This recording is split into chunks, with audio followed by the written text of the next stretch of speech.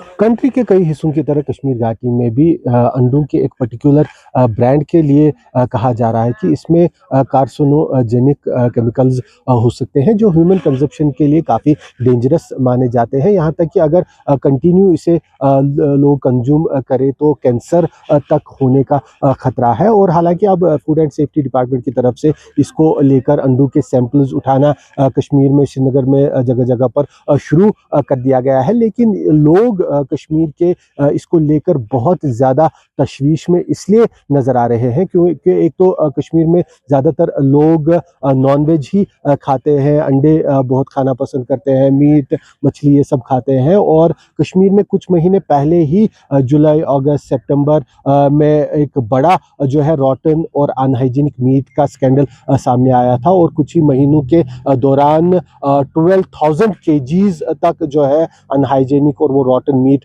पकड़ा गया था, कबाब्स और दूसरी चीज़ें जो यहाँ ज़्यादा श्रीनगर में ही पकड़ा गया। और पता चला कि मैक्सिमम वो सप्लाई होटल्स, रेस्टोरेंट्स में जाता था। और उसमें भी तब फूड एंड सेफ्टी डिपार्टमेंट द्वारा सैंपल्स लिए गए थे।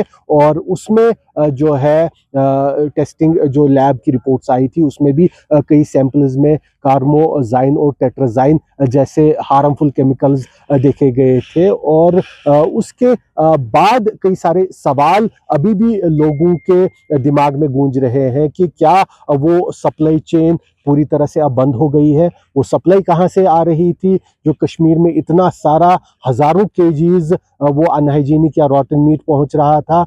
क्या वो जो लोग उसके लिए ज़िम्मेदार थे उनके लिए उनके खिलाफ सबूत एक्शन लिया गया है? ये सारे सवाल जो है अभी भी लोगों को इसके क्लियर आंसर नहीं मिले हैं। हालांकि जम्मू कश्मीर पुलिस द्वारा भी कई लोगों में उसमें एफआईआर भी की गई थी। फूड एंड सेफ्टी डिपार्टमेंट द्वारा कई लोगों के जो सप्लाई लाइसेंस है वो कैंसिल कर दिए गए थे। लेकिन बड़े तौर पर कोई भी इसको लेकर डिपार्टमेंट की तरफ से या सरकार की तरफ से लोगों को आंसर नहीं मिले उस स्कैंडल का क्या हुआ। और अब एग्स को लेकर लोगों में ये तशवीश पैदा हो गई है। और लोग अब इस चीज़ को सोचने पर मजबूर हो गए हैं कि क्या वो जो प्रोटीन के लिए या अपनी सेहत ठीक रखने के लिए चीज़ें बाजार से लाते हैं खाने के लिए, ये समझ कर के वो उनके लिए सेफ है और उनकी सेहत अच्छी रहेगी, कहीं वो घर ऐसी चीज़ें तो नहीं ला रहे हैं कि जिससे उनकी सेहत पर उल्टा ही बुरा असर पड़ेगा और वो खतरनाक तरह की बीमारियों का शिकार हो सकते हैं।